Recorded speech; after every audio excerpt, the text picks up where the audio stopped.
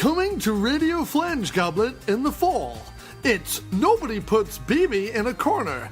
Broadway actress and ex-wife to that enormously headed pompous brain shrinker Fraser Crane, BB Newworth, hosts a show where various gangs of construction workers attempt to somehow put her in a corner, but she fights them off with sticks, her handbag, and her innate panther-like fighting ability, which was said to have totally decimated David Hyde Pierce's shins while ordering Thai salad at a Latvian buffet.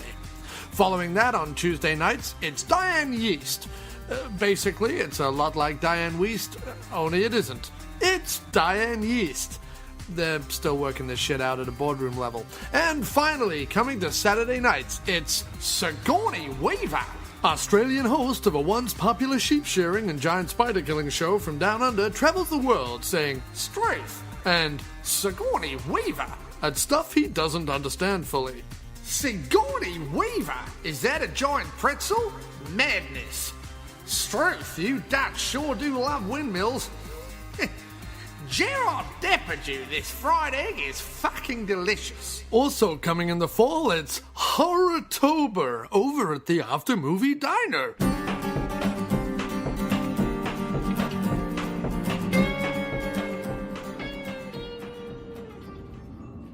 I am the devil, and I am here to do the devil's work. They will say that I have shed innocent blood. What's blood for, if not for shedding? There is nothing to worry about. You're gonna be just fine. We all go a little mad sometimes. I like to dissect girls. Did you know I'm utterly insane? Have you checked the children? Stay on the road.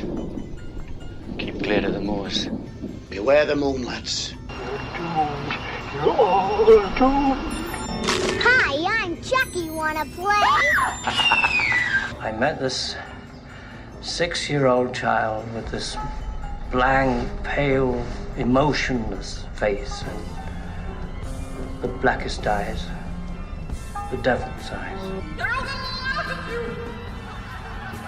They're all gonna laugh at you! They're all gonna laugh at you! Who's laughing now?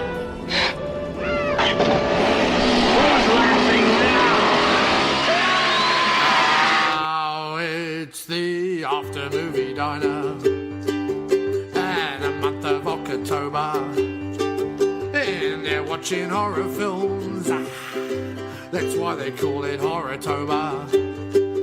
Yeah, it's the After Movie Diner in the month of October. They're watching horror films. That's why they call it Horrotober. Horrotober. Horrotober. Horrotober. Horrotober. A Horrotober, a Horrotober. Good even thigh, boys and ghouls, for this first episode of Horrotober on the After Movie Diner. And wow, have we got some bone-shattering, knee-knocking, pants-soiling, and scream-inducing horror films over the next 5 weeks for you. Close?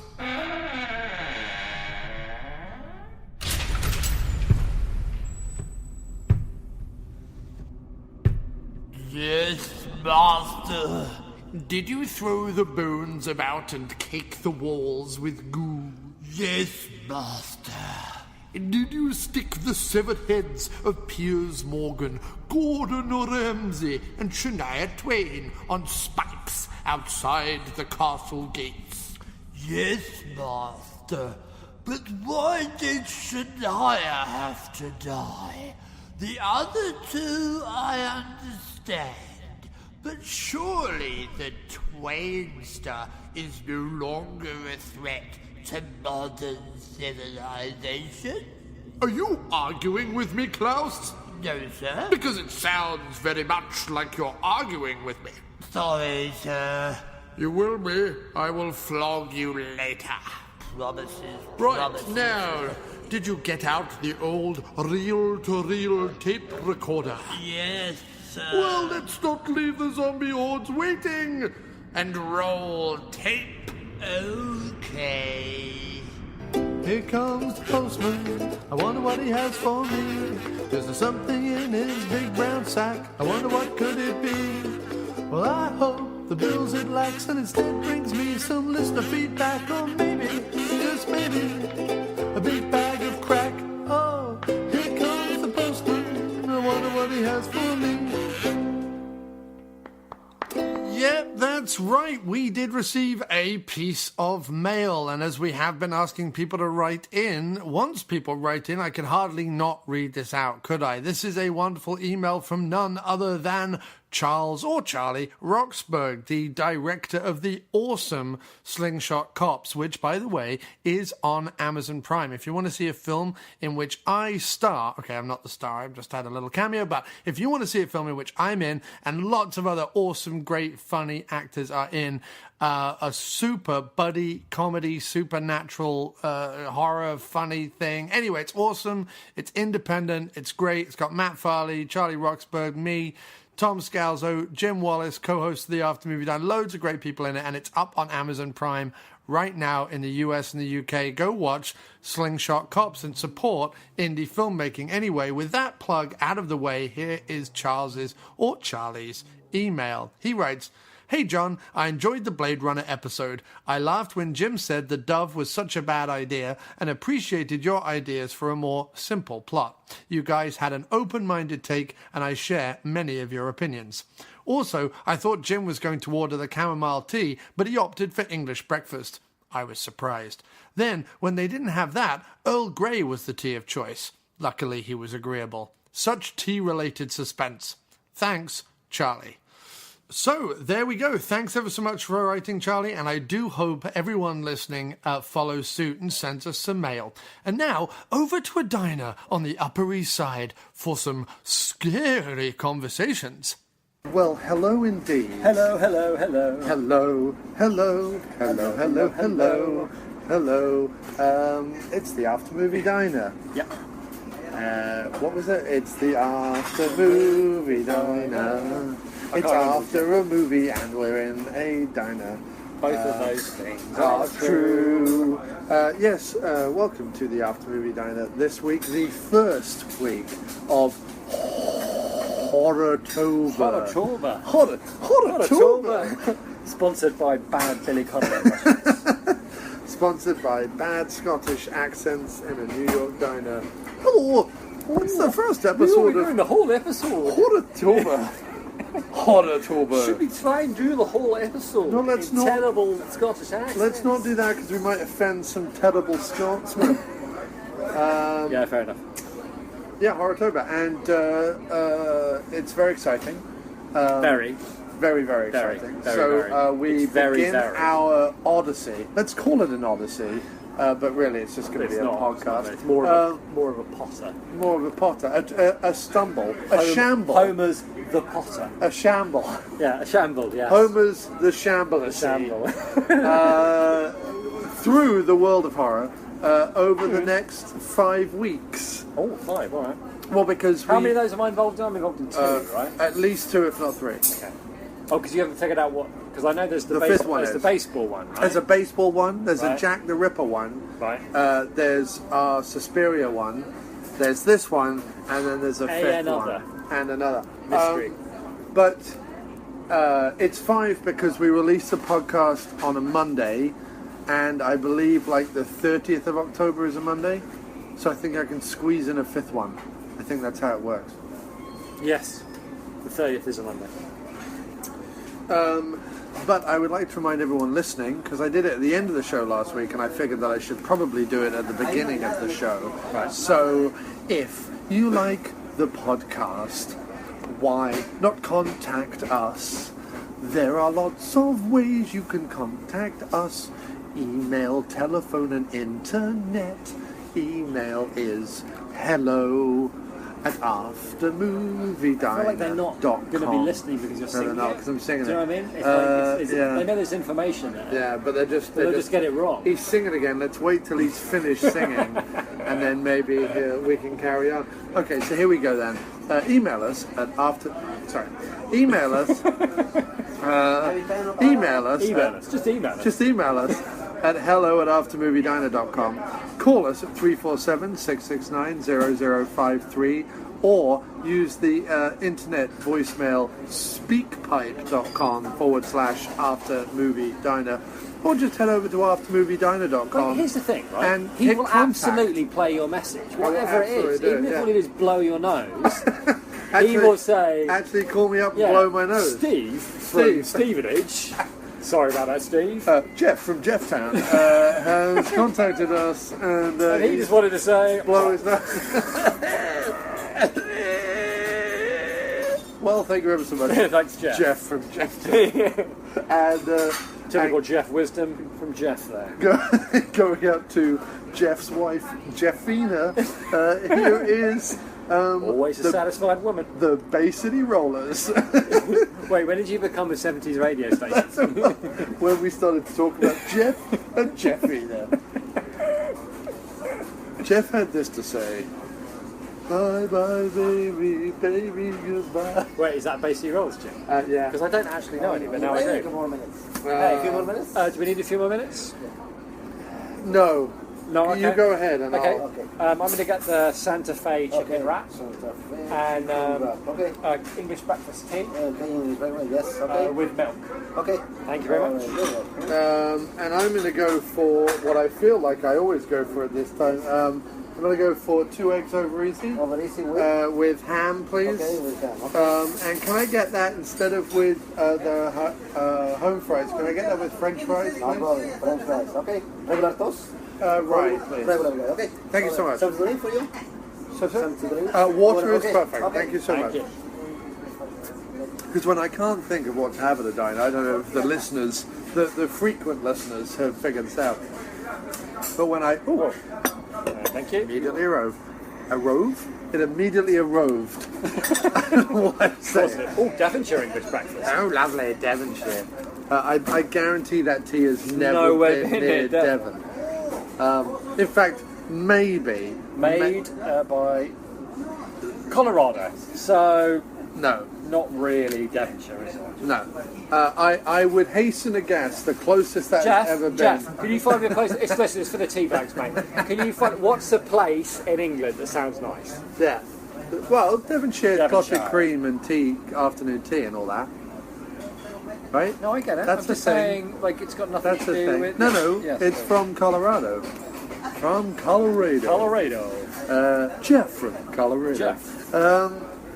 No one says Colorado, but I like in an American accent They should say saying Colorado. They I don't know why. Because there's that song, The Streets of Laredo, and I don't know why I've said Streets of Colorado. Colorado. No, it's The Streets of Laredo. It's I'm also just the saying. computer game in Red Dwarf 6. Streets. Oh no, is that Guns of Laredo? That's the Guns game of they play. Navarone. That's a different town. What were we saying though? Contact us. We send were us just stuff. telling people to call because you will read out their emails. I will absolutely do anything Like, they I mean, do. here we are, right? We're Right. living in a world where if somebody posts, Yeah. we're living in a world where somebody posts something on Facebook, right? Yeah. Like, I think that knees are overrated. Right. And then if you get like 12 likes, you're like, yes, I nailed it. I nailed the knees comment. 12 double figures on the likes, Yeah. right? Who would have Whereas, thought that everyone would have agreed with me? if you about wrote me? to After Movie Night, right, and said, I think knees are overrated, Yeah. you go, Jeff from Jefftown says knees are overrated. And then you'd have like, well, I don't want to like, but more than 12 people would hear that. At least 15. Right? And you get to people go, would hear hey, that. did you hear my knees comment on the After Movie Diner podcast? And you could link to it, and then people would hear your thing. There's like and it's literally just, it's the same as writing knees are overrated on your Facebook page. Yeah. But instead of your Facebook page, you write it on the After Movie Diner Facebook page. It's the same effort, Right. Right? But Yeah. more people hear your knees comment. More people So hear your what knees. is wrong with you? Why wouldn't you that do You're that? not doing that. See, Jim Wallace, You yet knee again. maniac. It happens. You maniac. Yeah, I love it. Oh, it's amazing. Now, it's very rare, but occasionally Jim makes a salient point. I feel like that's one of those lightning strikes. Yeah. I tell you what, you have succeeded. You I'm should not going to probably say just anything shut else up. because everything else is the rest of the podcast. Well, that is it. Yeah, that's Unless there's some more speculation to be made. Because not only did you make a salient point, but then you also came up with a pun. And I that's, did. That's quite rare. Salient point followed by pun. That is a win for me. Yeah, I would win. Actually, I would honestly leave right now. Yeah, should we I say think we just the had the rant podcast, and the rest actually. of the time is just useless. A bit like your Would face. it? Yeah. Actually, it is. useless. It is useless because it's never been used for anything that benefits anyone else other than you. Yeah. You know that song? You were just facing the crowd, right? I was the face next to that. You were so unimportant. It wasn't even used as a generic example of genericness. Right. Now, because in order for there to be a crowd, there has to be more than one face. More than one face. And he's specifically singing to as someone whose face that has meant something to him. Whereas you're like the standing person, out from all the bland nonsense faces all around them, which I am one. Well, you're probably one, but I would say you're probably the face next to the face. That's next to the face in the crowd. I'm not even in Tom's vision. You're probably 3 faces down. Yeah, actually, it's a crowd. The crowd probably couldn't be encompassed by Tom Petty's vision, right? So there's actually members of the crowd that aren't even in his peripheral vision, and that's very much where I live. Just a face next to the face, next to the face, next to the crowd, in the crowd, at the back of the crowd, out of my vision. Even if I turn or stand on a box.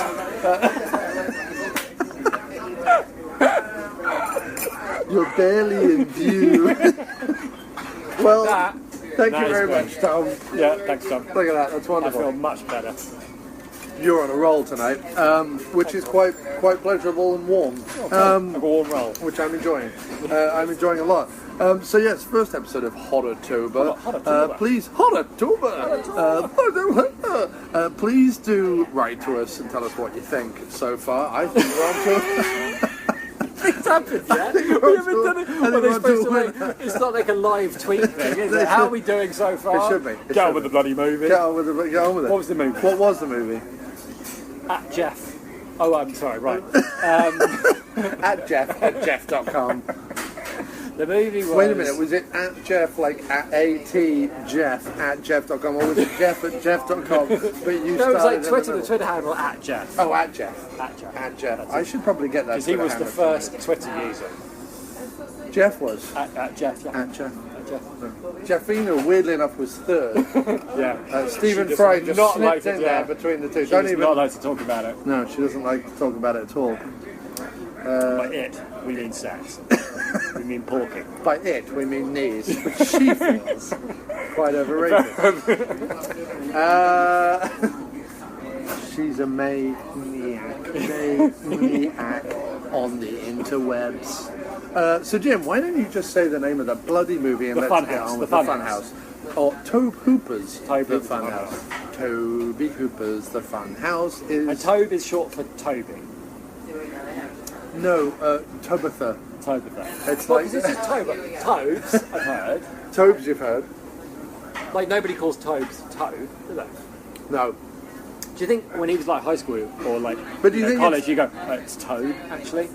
No, I think... But is it pronounced Toby, but spelt Tobe? I'd always thought it was Tobe-hooper. Maybe you're right. I mean, it's the sort of thing an American would do, isn't it? Well, no, it's the sort of thing some people would do. Let's not narrow it down to just a minute. Oh. My goodness, look at that rap. Wow, thank you very much. I'll tell you what, I've seen some raps in my time, and that's a rap right there.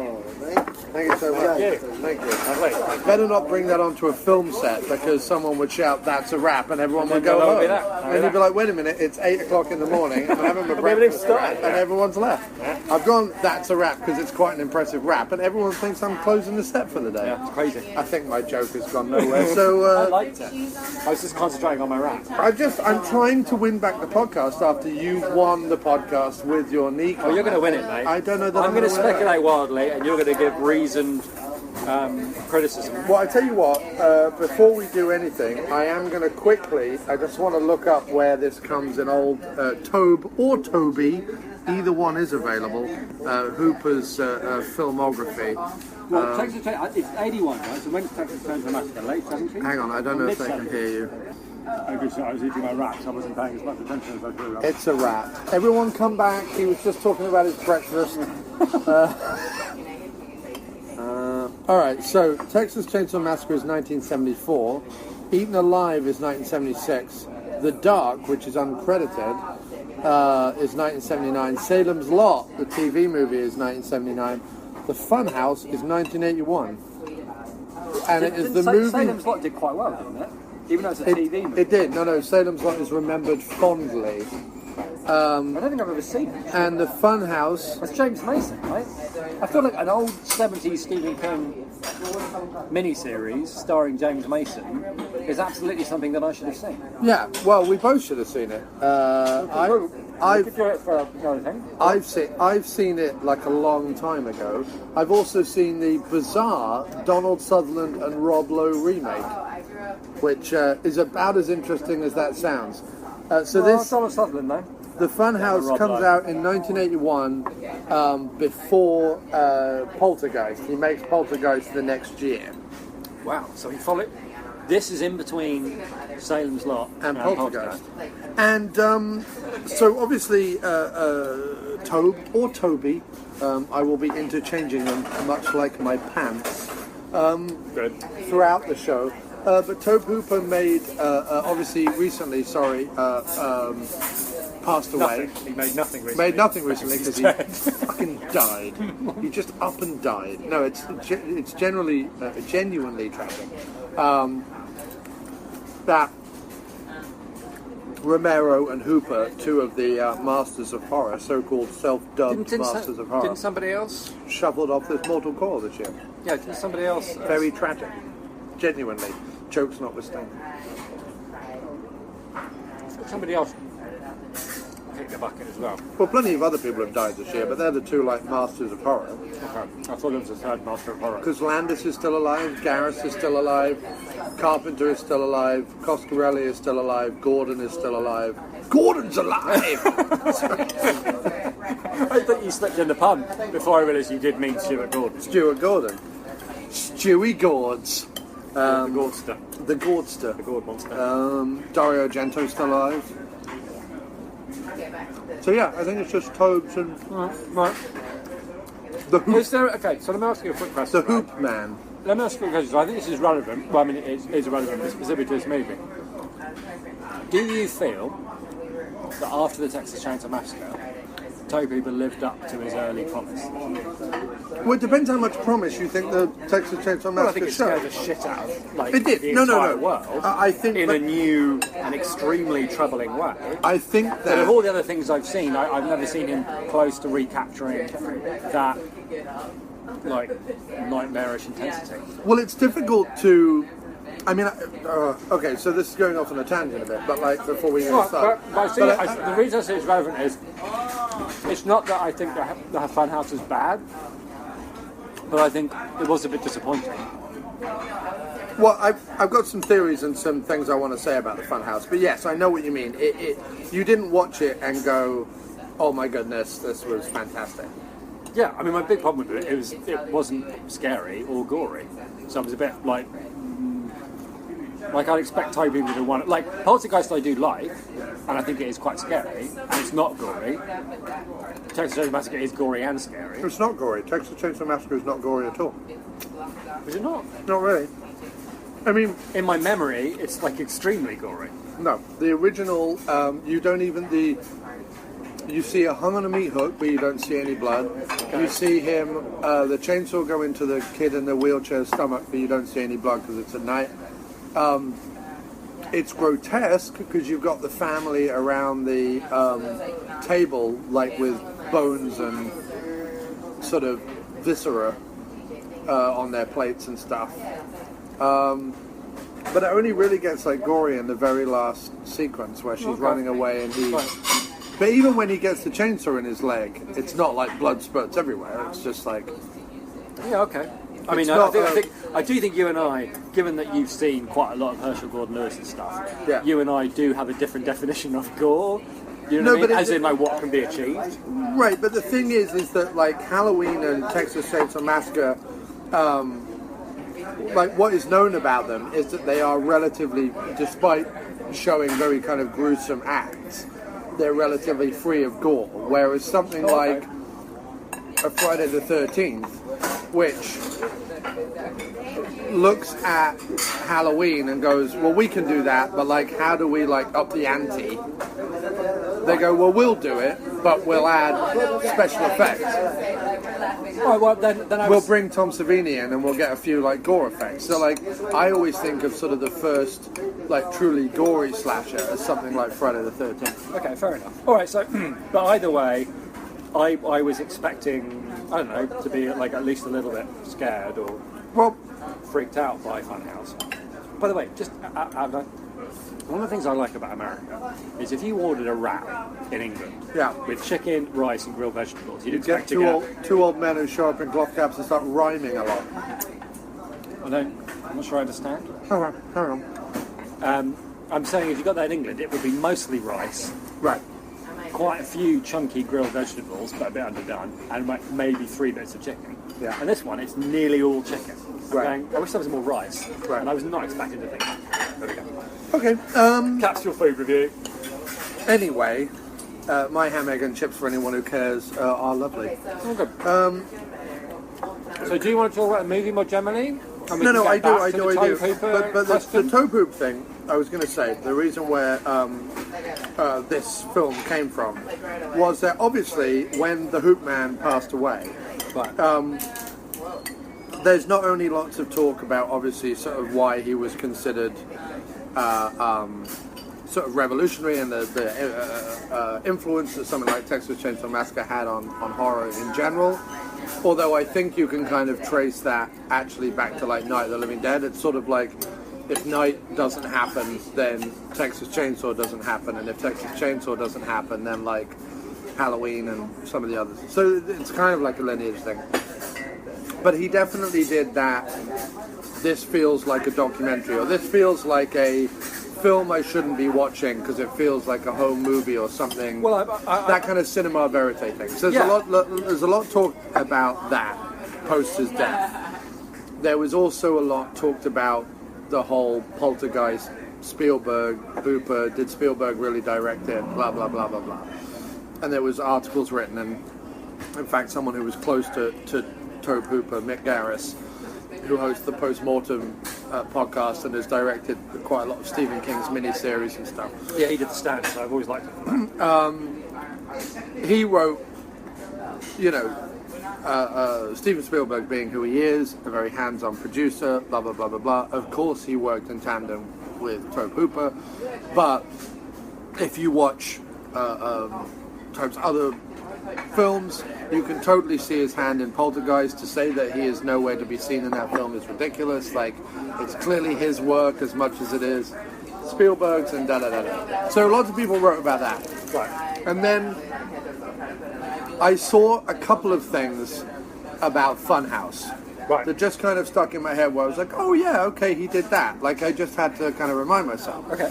And then when I was trying to put together a list of some stuff that I might want to watch during Horrotober, I was looking at a few lists online of sort of, 80s and 90s horror films you may have forgotten about, or, the top 50 80s and 90s horror films that aren't, The Thing or whatever. Or, Nightmare on Elm Street. And the Funhouse was on that list. In fact, it was on sort of 2 or 3 of those lists. And I knew there'd been a special edition Blu-ray and yada yada yada. So I was like, okay, so here's a chain of events. Like, sadly, the Hoop Man passes away. It would be very predictable to kind of talk about him in regards of his well-known work, Salem's Lot, Texas Chainsaw, Poltergeist. And we can certainly talk about those things. And even Texas Chainsaw Massacre 2, which in a sort of Halloween 3 type way has gained a big sort of cult following over the years. And in fact, like, Texas Chainsaw Massacre 2 is sort of as kind of glossy and 80s and kind of funky and funny and weird as sort of tobe-hooper gets, really. But despite, I know, like, our lukewarm feelings overall towards the Funhouse, I'm actually really glad we watched it, because I feel that more than anything, it kind of made me see, and what actually made me enjoy it more was started to see the kind of, without wanting to sound too flowery and pretentious, but with actually starting to see some of the themes that clearly drew tobe-hooper to like certain horror films, like, because you know, the idea of sort of disfigurement, family, you know, the carni lifestyle, the people on the fringe of society. You know, there's lots of parallels to the Texas Chainsaw family. You know, the whole thing about the Texas Chainsaw films is, you know, the Saw is family and blah, blah, blah, blah, blah. And, you know, certainly the first and second one have the same actors portraying the different family members and da-da-da-da-da, you know. And, you know, they're talking about, you know, the one member of the family that despite being sort of mentally unstable or disfigured or whatever it is, you kind of protect at all costs and things like that. And those things appear again in the Funhouse, along with not too much, but certainly a little bit of sort of religious undertones. Really? Yeah, just in terms of like the constant mention of the deformed animals being like God's creation, the fact that the old woman in the bathroom is like God is watching you. There's just like a lot of ideas of if there is this religion out there, like, or if there is this creator out there, like, what has he created, kind of thing. I think. Oh, okay. Yeah. Yeah. Okay. That's kind of interesting. And to top it all off, not only do you have the grotesque Carney family, but you have the family that our protagonist belongs to, where the father is a very like soft-spoken, you know, put-upon guy, and the mother is an alcoholic. And although it's never really commented on, you see her drinking whiskey before they all go out. And then later when she comes to pick up the boy at the theme park, she's very clearly disinterested and drunk, like clearly. But it's a very subtle comment, like at no point does tobe-hooper go, these people are grotesque and awful by the way as well. Right. Like it's just in there. So I think what I found from the Funhouse was that as it went on, you know, because I, like you, definitely there was a period of time during the first, because really nothing happens until like 45 minutes into the film.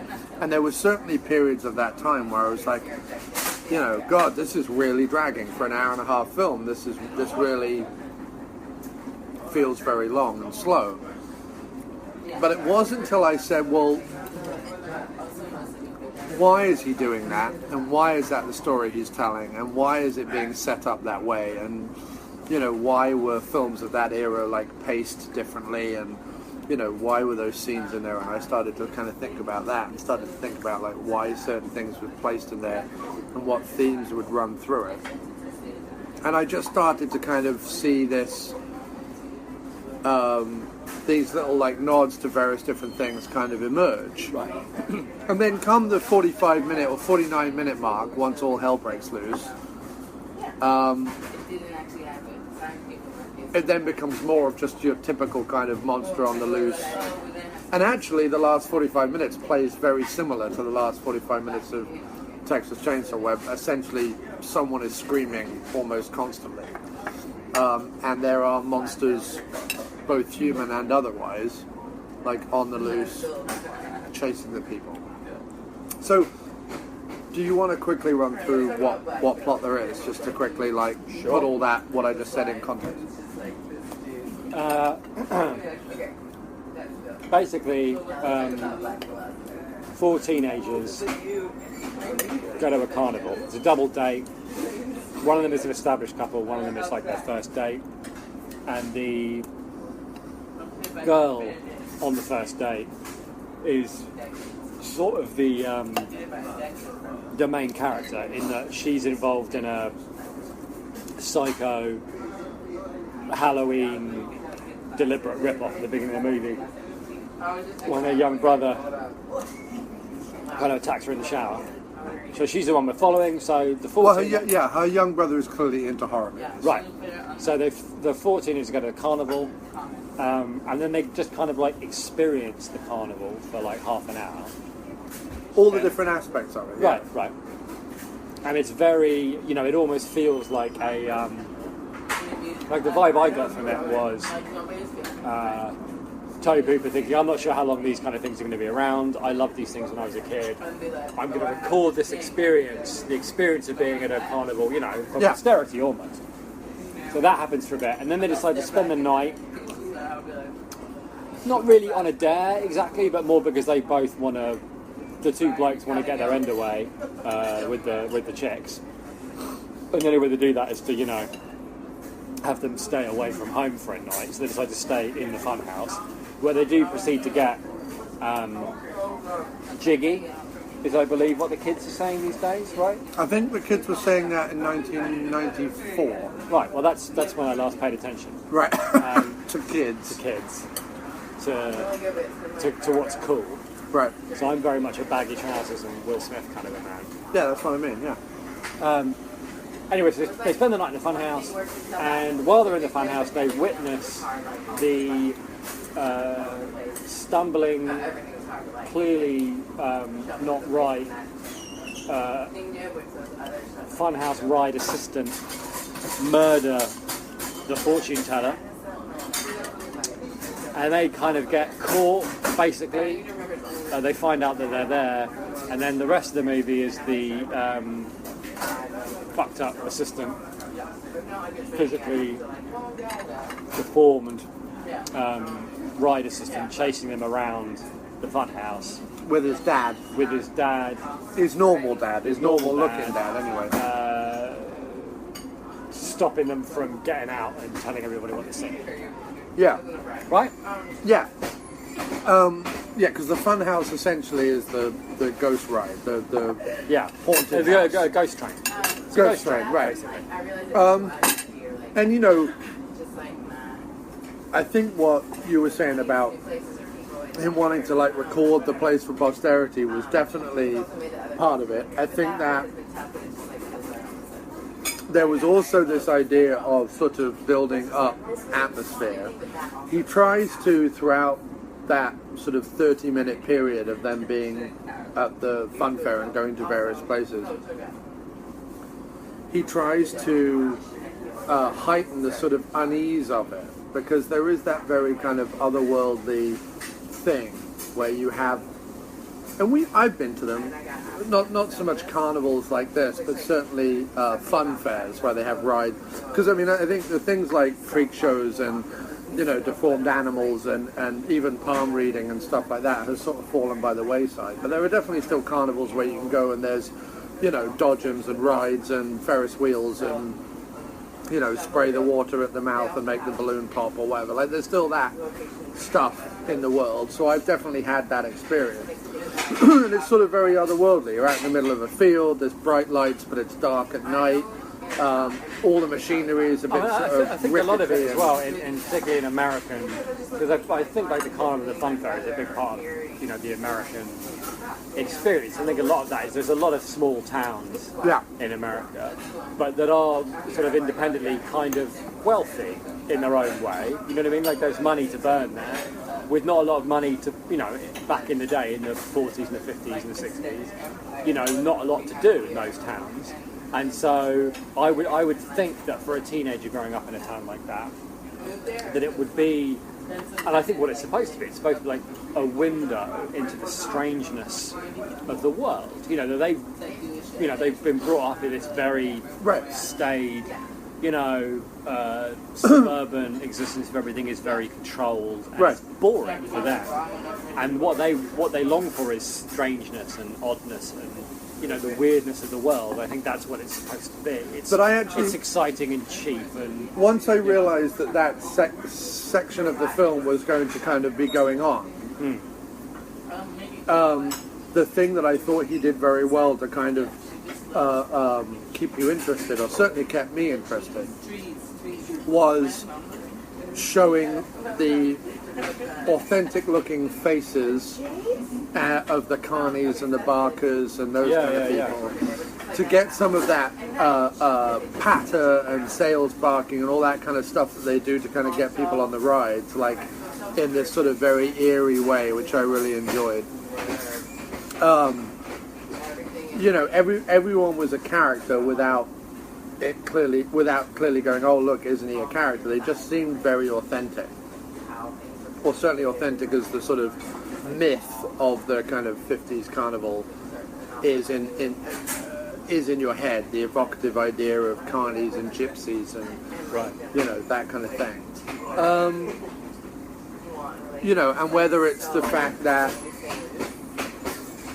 her as the main character, the protagonist, and I forget her name off the top of my head. She was very deliberately. But as she walked around, it was almost like they were talking to her and calling her out, and she kept having these moments where she was sort of both transfixed and horrified by what was going on. She was a very kind of Laurie Strode kind of character, right? She was a very, not exactly plain, but she wasn't a glamorous, blonde, seen it all, whatever kind of character. She was supposed to be naive and, like you say, they were talking to her because she is... Are they like killing plastic elephants in the back or something? I think so. So that was kind of interesting too, like that choice. There's no way... Yeah, I'm all done. Thanks very much. Thank you. There's no way that, you make that film now, you cast that same girl, that same character. You know what I mean?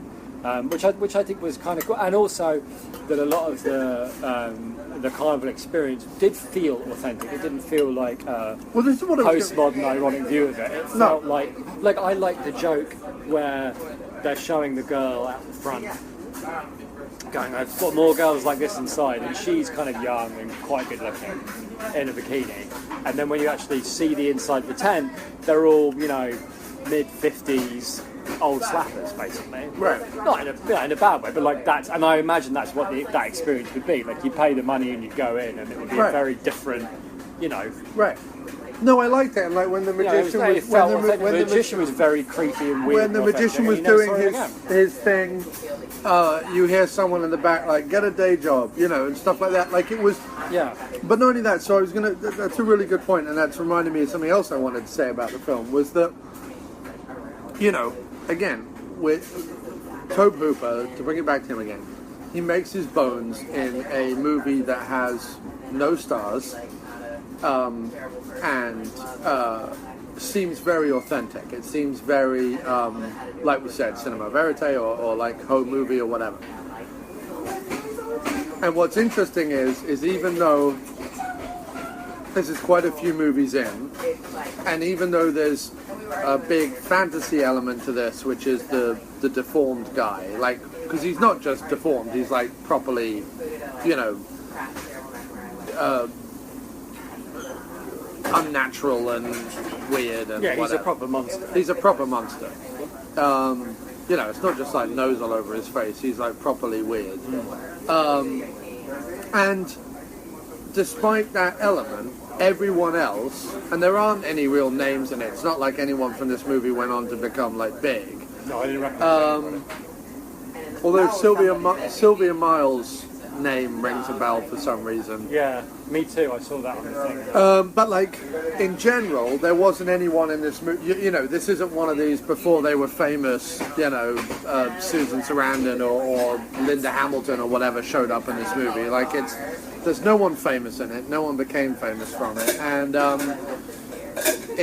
it therefore, even after all these years, smacks of authenticity, and it definitely weirdly kind of like adds something to it, despite the fact that unlike Texas Chainsaw Massacre, which is shot very kind of like rough and ready, there is definitely deliberate filmmaking going on here. Like there are long sweeping shots. There's that amazing crane shot of the little kid walking through the carnival, which is amazing, that like pulls up from the little kid and then goes back and back and back. Like, there's a little bit of Spielbergian lens flare creeping in. There's a lot of the shots are very kind of static and long, far away shots, and it's or framed deliberately. So although there is this authenticity going on, and there are these faces that you would only really see if you kind of populated it with locals, and I don't know where this was shot, but like they look very like local kind of people. It's juxtaposed with the fact that at this point, his filmmaking is far more deliberate and filmic, and rather than rough and ready. I would say it's like pretty beautifully filmed. I really did like a lot of it in terms of the way it was filmed, and I did like the authenticity, and I did like the getting to know the carnival, and I think that multiple things are happening there. Like I said, you're getting to know the carnival, but you're also getting to know that like these people who work there, these little characters, these weird people, these people on the fringe of society. You know, later on he says you killed one of the family because like the monster kills the palm reader, the fortune teller, and he's like, you know, you killed one of the family. Like there's this. We don't see them traveling, but we get this sense of them moving from town to town, and we get the sense of them all being together and freaks together, and it's there as much the show as whatever their exhibit is, you know, a two-headed cow or whatever. The guy out the front with the ginger hair saying, "Come on in, alive, alive," like that guy is as fascinating to me as the two-headed cow, you know, and like what's his journey and da-da-da-da-da. So I found a way, although I know on the surface it was a long, drawn-out, boring, you know, montage of like 4 kids goofing off at a carnival, I found a way like to embrace that and enjoy that part of the film, despite it being slow. So my thing is actually I didn't mind that. Like my problem is with the end of the movie. Like your problem is once it gets going. Once it gets going is my problem. Okay, so what's your problem with? So my problem is that you've got all this authenticity, right? Yeah. The yin yang. Right. And I really like that. I like that. Like, you know what? I'm never going to see one of these places unless it's like postmodern and ironic. Do you know what I mean? I'm never going to go to a small town in America and see something like this. And well, it's reminding me of Malatesta's Carnival of Death. Yeah. And it reminded me of the bit in Firefly when they go to the intergalactic, you know, carnival with the mutant cow and everything. And it reminded me of the Ray Bradbury story about the Carnival of Death that comes to town and kills people. And I was enjoying it. I was like, oh, okay, fair enough. I get it. They're going for that. You know, he wants to kind of film what it would be like to be at a carnival. I'm down with that. And if eventually, you know, they start getting picked off by a monster or whatever, that's cool. I'm down with that. I didn't mind the monster guy either. You know. I felt... I think it actually would have been more effective for him to have kept his mask on. Yeah, maybe. I mean, certainly one of the worst bits of the whole movie in terms of unnerving and disturbing was the one bit of drool that was coming out of the open hole in his mask, because it was like the suggestion of what must be happening underneath that mask was pretty frightening. That's what I mean. And after that initial I always feel like it would have worked better as a Friday the 13th, like one shot deal at the end, you know what I mean? Like you get ripped off and you see it. Because the first time I saw the face, I was like, oh my god! And then every time I saw it after that, I was like, meh. Right. You know? And I get that you're going for the whole two-headed cow thing and all the rest of it. But anyway, my problem was I didn't think that the end of the movie had the courage of its convictions. At least in terms of there was a really neat idea there. Oh, sorry. There was a really neat idea in that end of. Like, it almost felt like he'd once worked at a fun ride or at a fun house and was like, oh, I could do something here. Because all the bits that were really neat were the bits like, there's the bit underneath the floor where all the mechanisms are working. That was awesome, yeah. And there's the bits, you know, where you're like walking along where, you know, where there's a car and where a car would normally be going. And the sense of being lost, even though it's a relatively confined space. There's lots of things going on there.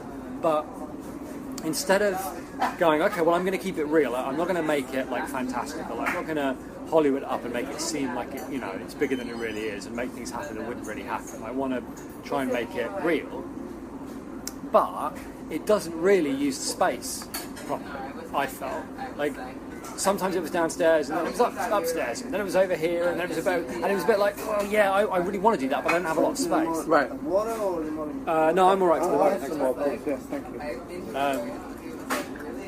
Thank you very much. Yeah, weirdly enough, spatially, it kind of reminded me like the end of Blade Runner. Yeah, like I was everyone was thinking, all over the fucking I was shop. thinking that, and it was a bit like, well, it's all very well setting it in this tight space, you know what I mean, and wanting it to be real and have that, but then like nowhere for me, it did it fall down more than in that final bit, in the final confrontation, where she's like trapped in this room, and she's like making her way like underneath what should be like killer fast moving razor cables like close to the floor, but actually there's like 3 old ropes moving really slowly, right, that are like 3 feet well, off it was the cogs. She was no, but I'm saying before that, when she's like climbing underneath. Right, yeah. The way she was climbing underneath them, it was clearly supposed to be like a dangerous thing she was doing, but it was in no way actually dangerous. And then right at the end with the cogs, it was supposed to be like interlocking, and then he's in the middle of them, and they're quite clearly not interlocking. Like they haven't cut them in half or anything. Right. There's all of a sudden a 1 foot gap in the middle where he's squeezed in the middle, and it was ridiculous. And before that, when he's being turned around again, clearly it's supposed to be, he wants it to be a tight enough space that she's trapped there, while he's moving very slowly around on the mechanism towards her, and she's powerless to stop it. Except that we can quite clearly see there's loads of places for her to walk off to and wander away. I think it from was that, more from that she moment. was like, no, it wasn't horrified and transfixed. No, because she was like going, oh no, and then he like went very, very slowly past her. She's like, oh no, I still can't move. And like, no, you can just step back. See, I didn't watch it like that. Well, I mean, I did. I mean, Okay. I'm just saying that was the problem. Like, I didn't see her as. Do you know my only major problem with the end of the film? What? Is that so throughout the film, there's a lot, or throughout the last half, there's a lot of contrivance of like, oh, I've run to this door and it's locked. Oh, I've run to that door and it's locked. There's padlocks on this one. There's a chain on this one. We need all the electricity on to open this one. Like there was no way to like get out. But first of all, we know that from when the kid was down near the front of the thing, that the monster could quite easily like reach out from that area, which I presume was off his room, because like the very next scene is him in his room, so I can only assume like the monster like let out the window or something. So when she was in his room, I was wondering, oh, is she going to find that space to crawl out the front? Then she was down underneath the machine, underneath the funhouse, and there was all the machines and the cogs and everything, and it kept showing like this broken grate flapping against the wall, as if that's where she was aiming to get to. Because my understanding was maybe that was the vent that he went through, and maybe that would be her way out. But then for some reason, like, she didn't run to that and get in there, and like she waited for ages, and then his ladder just came slamming down, and then wait a minute, oh, he's in the room as well, which was a bit weak. Because I'm like, she had plenty of time to like get to the vent and never did.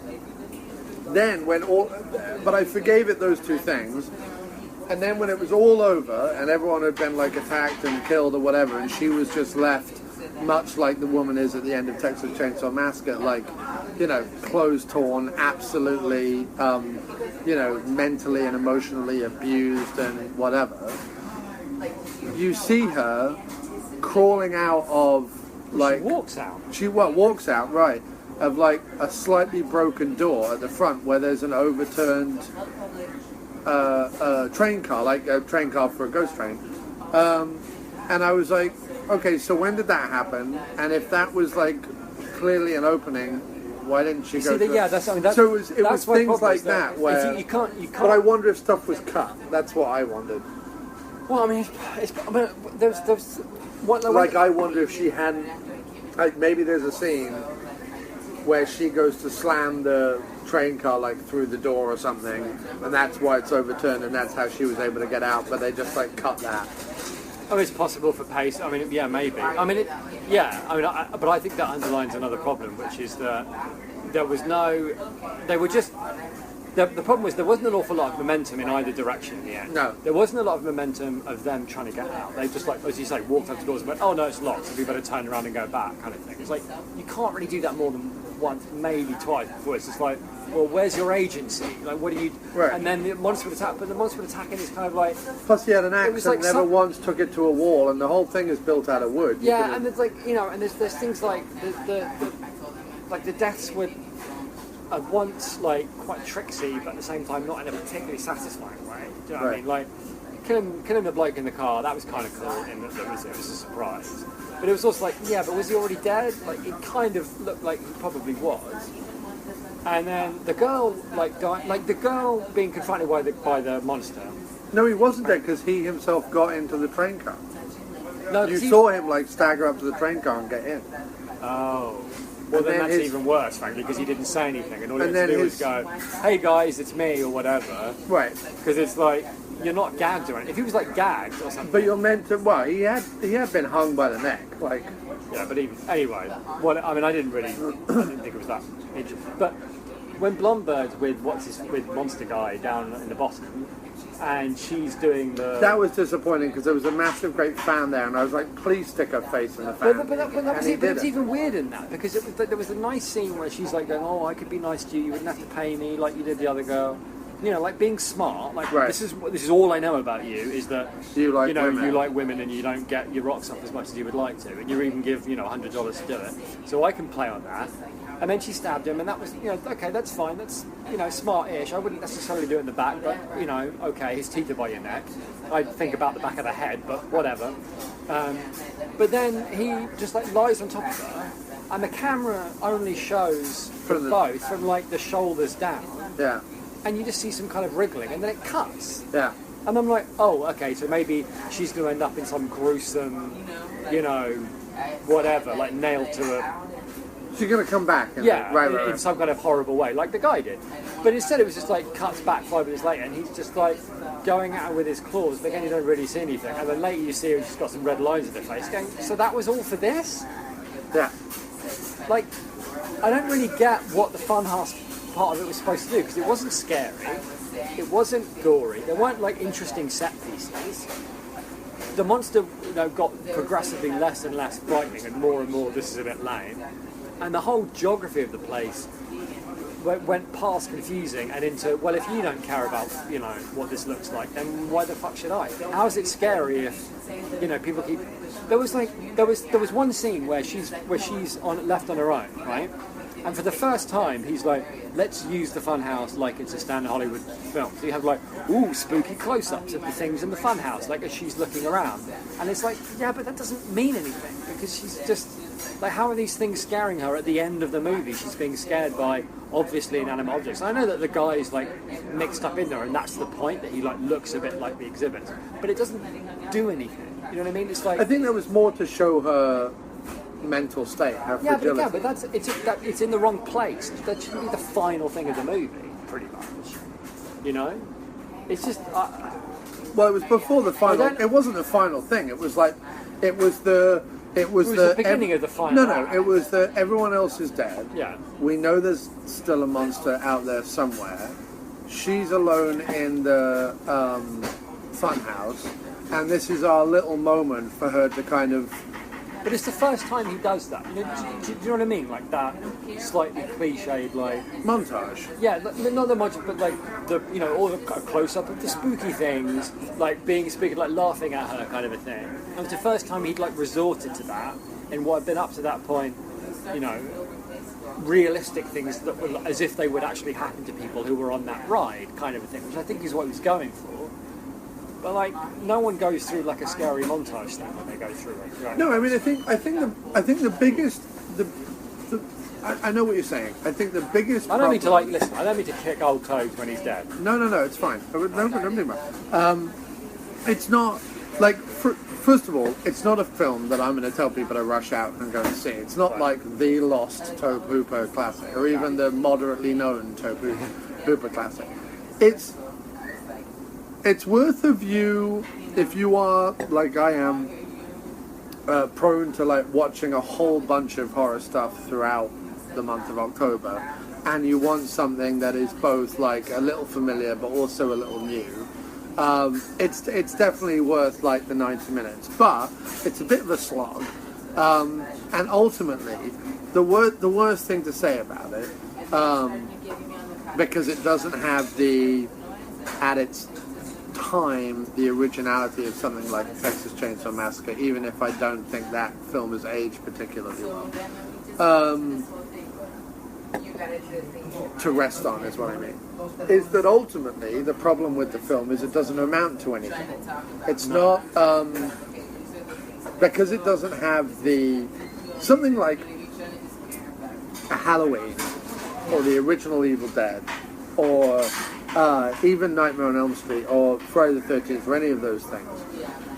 First of all, we forgive them their slow pace, their initial slow pace, because that was the movie making of the time. The movie making of the time was when you're setting your table, you can take a nice long time to do it. You can show the richness of the woodland that the cabin is in, or you can show the little streets of Haddonfield that Michael is stalking and whatever. Like, you can build something, and you can have time to build something.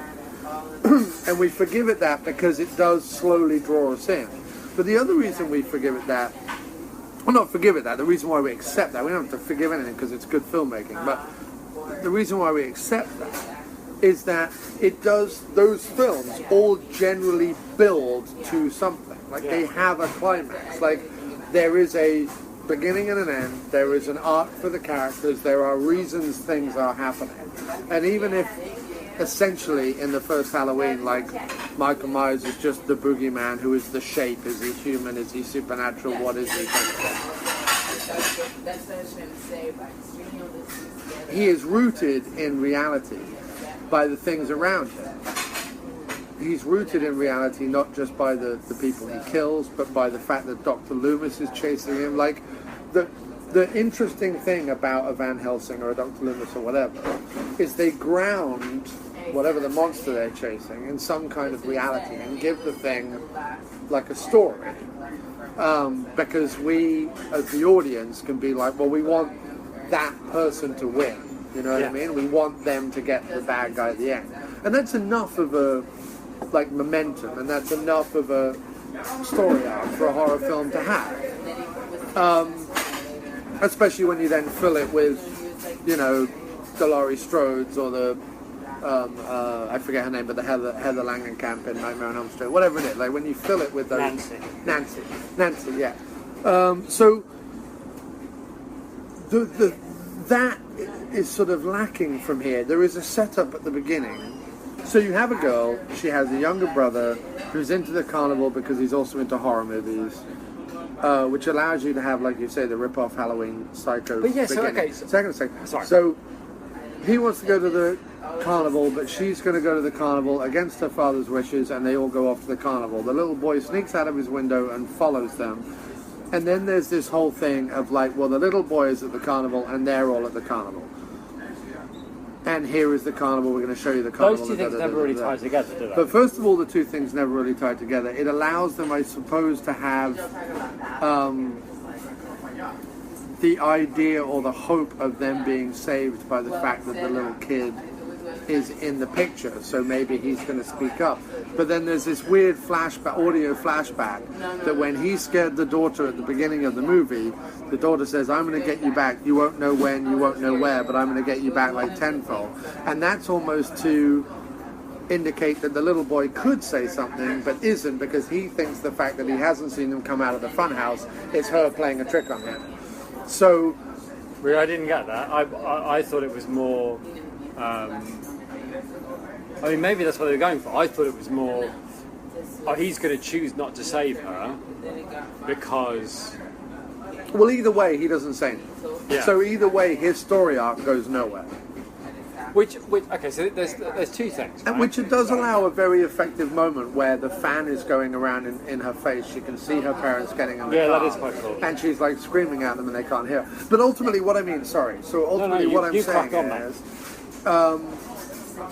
at the end of the day, the movie doesn't really amount to anything beyond 14s go to a funhouse carnival which happens to have a monster in it. Like, yes, there are comments on, you know, God's creation, and yes, there are comments on family and, you know, what we do, blood is thicker than water and da-da-da-da-da. But really not enough to, you know... carry any sort of great weight. And yes, there is the authentic faces, and you can smell the grease paint and all the rest of it. But like beyond that, well, I wonder if it wouldn't have been more effective, because where I thought it was going to go, with the kid, I thought that the kid might end up, which I think would have been quite neat, because the kid's a big horror fan, right? The kid like grabs a mask and a knife at the beginning of the movie. So I thought what might happen is that the kid's going to go into the funhouse, right, and like essentially rescue them, right, by being, you know, a creepy monster, right, in the funhouse, but like on their side kind of thing. And then you could have had a thing about like, well, is he a monster or whatever, something. But anyway, that would have been quite neat if he'd like battled the monster, and if he'd battled the the dad, and if he'd saved the teens by virtue of being like well versed in horror films and a stomach of iron and a big knife or whatever, like having the Michael at the beginning of Halloween be like a force for good. Right, like a flip. That could have been kind of cool. He'll flip you. He'll flip you for real. Or the other thing I thought might happen is I thought they were gonna, with all the warnings about the carnival by the dad, I thought they were gonna like sleep in the funhouse at night, and then all the carnies in the place were gonna sort of torment and torture and play games with the kids the way that the kids had done the same to them, kind of throughout the when they were in the park. When they were laughing at them and insulting them. Not necessarily specifically them, but the idea of we put on games for you and now you're the game for us, kind of thing. Yeah, and I think that then that could have been something. You could have had like the little people, the little glimpses of these people all the way through the movie and what they liked and how they were wronged and the weapons they would use and blah blah blah. And it could have been a real thing there. But he went for something more. It was weird. He tried to almost go for more authenticity. Like, I can see how this would happen. But if you had like a freaky guy working the carnival, which you might have because maybe they're more tolerant of people who they wouldn't put them away. They take in which case he needed to look more human and less like a big lizard. If he didn't look like a big lizard, if he looked like no, he looked like the predator. Kind of lumpy. He looked like the albino predator. Yes. And if he looked more like a human who had, I don't know, hydrocephalus or something like that, like he had a more like bulbous head or something, or something that would scare children in a carnival, right? But not that's inhuman. Like you've never seen anyone look like this, and there's no like deformities on the records or whatever. I feel like the 4-inch fangs were a bit strong. Right. Yeah. Because then you're just giving up then, aren't you? Yeah. All right, give him huge fangs. But he looked like a snake, is what he looked like. Not like I thought he had like the two-headed cow thing going on with the split. He did slightly, but it was a mess, really. It was a mess of yeah. So I mean, it's. I'm not unhappy we watched it. There was a lot that I liked about it, but it doesn't hang together because it doesn't have a driving force. And I think that the kid being in it was a way to. He went, well, I'm going to have this period where the 4 adults, kids or teenagers are going to be going around the carnival. So let's throw the little kid in there to kind of like add tension, because I think he hoped we would be watching the film being like, oh shit, the little kid's like broken out of the house and he's alone in this carnival and what's going to happen to him. He went on the funhouse ride. Which was a bit there, but it didn't really add up to anything. That's what I mean. But I think he's in there to like ratchet up the tension, and it just doesn't play. Like it just didn't. It was more effective to have her being freaked out by the various goings on. Do you think with something like that, because you watch a lot of films like this, do you think with something like that sometimes with a movie like this, because obviously like tobe-hooper's not an idiot, but like you're saying, that sometimes things just don't play.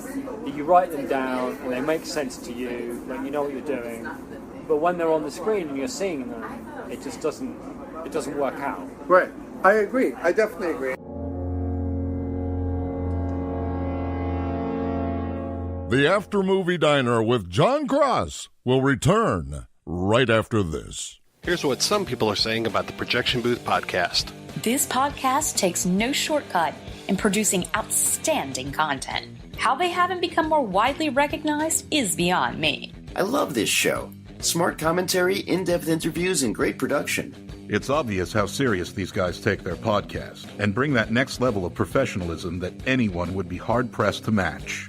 The Projection Booth Podcast, with new episodes available every week at projectionboothpodcast.com. Welcome to the Boondoggle Podcast. My name's Alex. And I'm Dimitri, and here at the Boondoggle, we're a comedy podcast created by two pals with dark humor to entertain the masses. Did you just finger guns me when you did that? Absolutely, Alex. Why would you do that? Because finger guns are the most genuine way to get your point across when you're trying to say something absolutely, irrelevant and not believable. I hate myself. Finger guns. Finger guns. He really meant it. This guy's for real. He's so genuine. Look at this guy. I appreciate that honesty.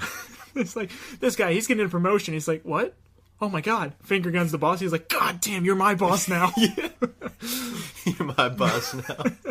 Anyways, tune into us. You can hear us on a lot of sites: iTunes, Podbean, Stitcher, TuneIn, Google Play, anywhere pretty much, and be able to tune in every single Friday to hear what we have to say. Once again, signing off, my name's Alex. I'm Dimitri. And this is the Boondoggle Podcast. You're listening to the sweet sounds of the After Movie Diner. Support us at patreon.com/After Movie Diner. Or I'll punch you in the teats. Rate and review us on iTunes, Earthling. The other thing that I noticed, there was a conscious choice to not put a lot of music in the movie. There is some music to accent the but it's bits supposed to at be the end. background. But it's supposed to whatever. But I think if you're going to do that and it's going to be a carnival, then you need the organ music, or you need something like carni music going on in the background. And this really didn't have sort of anything. There is a soundtrack towards the end where some of the deaths are happening. There are accented dun dun dun dun dun. But there is a way to do a movie like this that would be far more bombastic and far more crazy. And he obviously isn't going for that. And I think that that's a stylistic choice that doesn't necessarily help the film. I think it helps the film in Texas Chainsaw Massacre because the lack of a soundtrack and the lack of... But there's a lot of noise. First of all, there's a lot of noise. And secondly, it makes it very, very claustrophobic because it doesn't at any point announce what's going to happen. You just feel trapped in that room with that family and that girl screaming and the people babbling and the bones and the viscera and the weird faces and the smells and all the rest of it. You're just trapped in there with this torment going on with no soundtrack or anything, and that's really unnerving.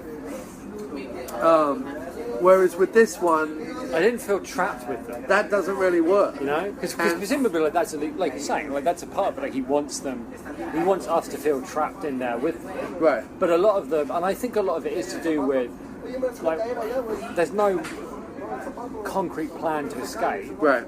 So you don't feel because the thing about the Texas Chainsaw Massacre is it's a bit of a maze. It's you don't. It's not that she's chained down. Yeah, well, true, but still, it's also it's a big enough house that you don't know which doors are going to lead where, or you can be genuinely what's the word? Disorientated in a house enough that you could be lost in it. But I didn't feel like that was it. Just they kept seemingly wandering past the same three things the whole time. Yeah. So it's a bit difficult to be no, just stop and get. I mean, even the bit where he saw them through the slats in the roof, they just stayed there. Yeah. Going, well, what should we do now? Kind of a thing. He's coming. Clearly, he knows where you are. So why aren't you hiding or formulating a plan or running for it? But they just sit there. Yeah. Because it's well, there's only that place. Presumably he must have filmed it in a room. I mean, maybe it falls down because he decided to film it in a real funhouse, which is why. Except that the thing with the big gorilla face and the green light and all that was clearly a studio. That wasn't. Well, that's true. So I don't know. So maybe he didn't have the budget. I don't know. But I mean, it didn't feel. And I can't believe it can't be difficult to film a funhouse in a way that is like Texas Chainsaw Massacre, disorientating. No, I get we it. don't know where anything leads. And I think that it was, the most effective bit, although there is even problems with that, the most effective bits were either the bit that took place in the monster's bedroom, because that was a clearly defined space, or the downstairs gears and cranks and all that. Which was cool, but just wasn't used very well. No, but it was at least a place where you're it was at least a place where all the noises of all the machinery and all the things. Yeah, that bit when she actually first kind went of down accentuated there, and she the was, horror of it. Yeah, and when she first went down there and she was moving between, and you realised what these were, this was the mechanics with the stuff above it. Right. It was like, this is interesting. We're in an interesting space now, and then she was kind of out of it really quickly. Right. And there wasn't like a feeling of a maze or things to be avoided or I don't know,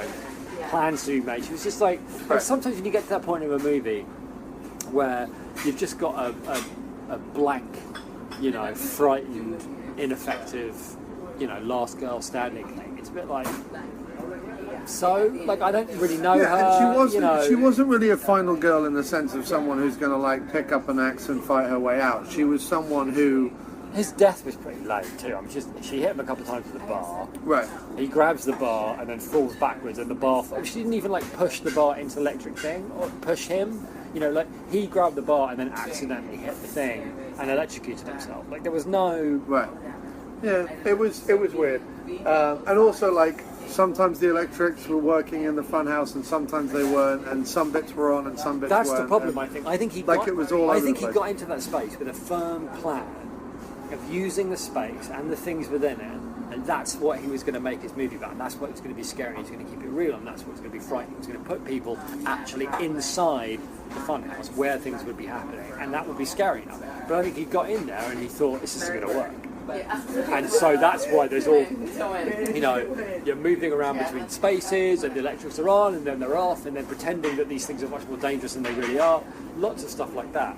But to be positive about it, I did enjoy the bit at the beginning. I enjoyed the bit when they were going around the carnival, and it was weird and creepy.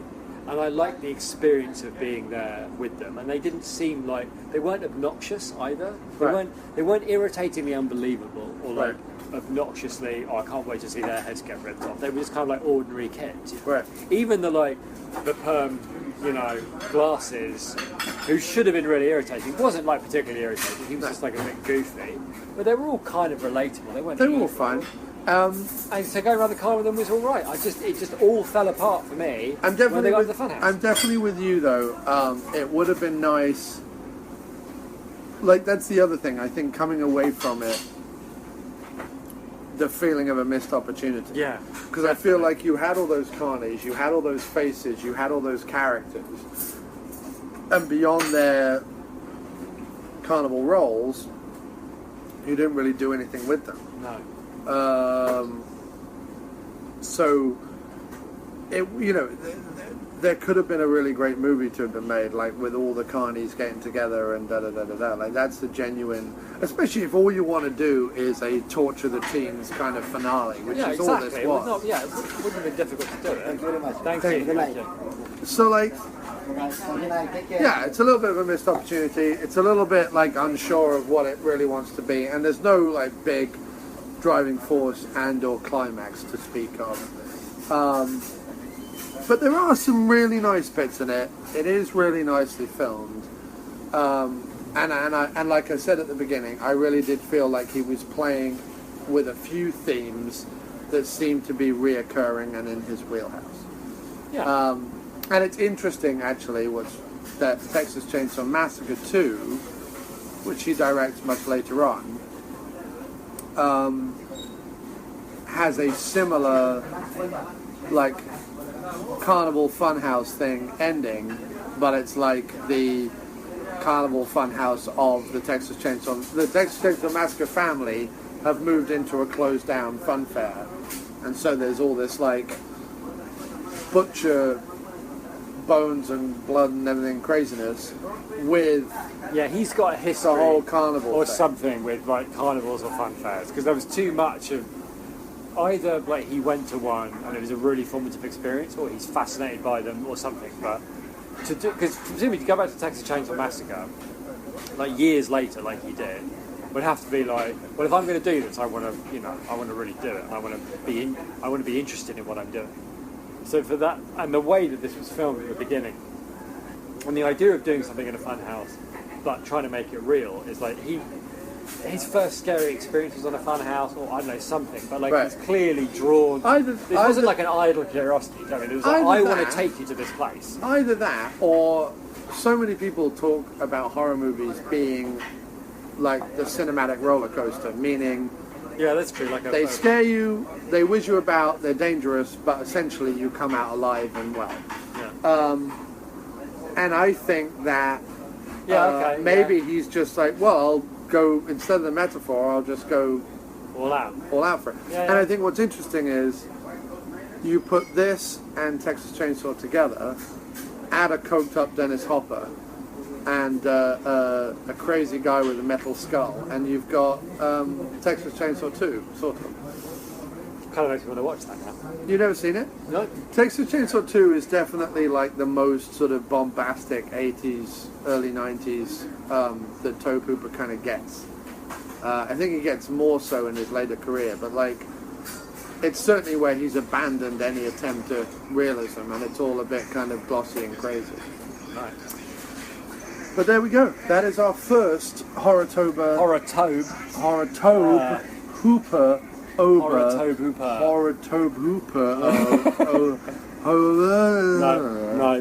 No. Episode. No. And it was fun. It was nice. I enjoyed it. That was a fun house. I did really enjoy watching it, and even though I thought the end bit was a bit disappointing, I still enjoyed, like, the machines underneath the funhouse. That's something I won't forget. Like, that's a memorable image. Right. I liked the way the carnival barker spoke to her. I liked the way that it looked. I liked the experience of being there. Like, I'm kind of fascinated by those places and those things too. So I did really enjoy watching. I think I feel the same way as you. I think it was just a bit of a missed opportunity. Yeah. That's all. And I don't think it was his fault. I think he set himself a high bar to try and make that film without whiz-bangery, but to try and actually just use a funhouse to make the scares happen. And I think he knew, or it just couldn't pull it off. It did weirdly make me want to be a carni. That was not my experience. Like, I kind of come wish. Out of that thinking, well, I wish I was a grubby, unshaved lunatic on Look the at me. fringes of society. Oh yeah, that's what you are. That's right. I'm a grubby, unshaved. You may as well like be with other grubby, unshaved lunatics. Yeah. And not in a sort of coffee house in Brooklyn way, but in a sort of actual, old kind of ramshackle I do not own a razor caravan. because I'm too poor and mad. I want to live in a caravan. Why? I don't know, like, just be a gypsy for a while. Didn't you go on holiday in a caravan at some point? No, but not like a gypsy caravan. It was like a trailer home. Like an old-fashioned Isle of Wolfman. Wight. No. It was a trailer home in the Isle of Wight. No, but I'm saying what you're talking about is you want like a painted gypsy Wolfman curse wagon kind of thing. Yeah, fuck yeah. Alright. Yeah, I want to live in a place with like curtains and beads and bangles and glass balls and old. Does like, your fiance know this? And people who are like midgets and lumpy people and like women with beards and all that kind of stuff. I'm fascinated by it. Fair enough. I can see you with like a tatty red velvet cut like suit. Yeah. And some kind of weird crazy top hat. And I just do like the card game stall or something, or I do the shoot the duck in the face. I definitely stall. think you're more of a barker. I think you're of a guy standing outside a tent yelling at people to go in. To go into the two-faced... Yeah. And that's how you market the diner, basically. You just stand, do you know what I mean, outside the diner on the internet and just yell at people. Yell about... and let's be fair, we are kind of like a two-headed cow. That's true. So we are kind of like the freaks. Come behind the curtain and see the freaks. Listen to the freaks talk. Listen to the freaks speculate. Listen to the listen to the speculation of the outsider freaks. That could be the new tagline for the diner. And with that, ladies and gentlemen, another episode is ended. Thanks, man. Thanks, dude.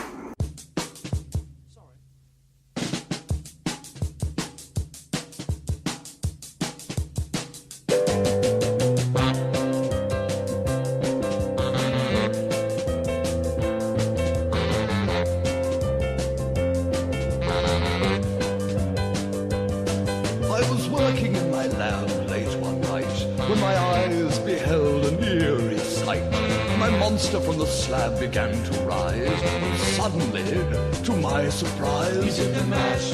He did the monster mash. The monster mash. It was a graveyard smash. The monster smash. It caught on in a flash. The monster mash. He did monster mash. From the hall of gore in the castle east to the master bedroom where the vampires feast. The ghouls all came from their humble abodes to get a jolt from my electrode. They did the monster mash. It was a graveyard smash. It caught on in a flash. They did the monster mash. The zombies were having fun. The party had just begun. The guests included Wolfman, Dracula, and his son.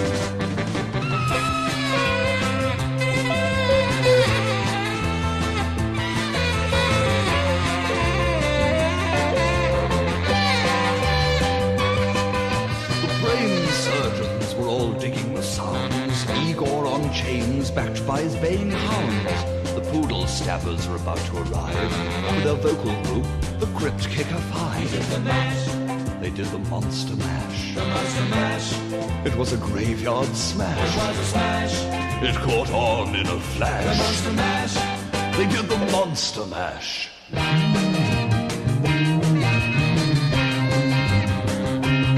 Come in, Morris. We always have a guest for breakfast. Come in, Horace. We always have a breast for breakfast. Igor, have you watered the brains today, Igor? Igor?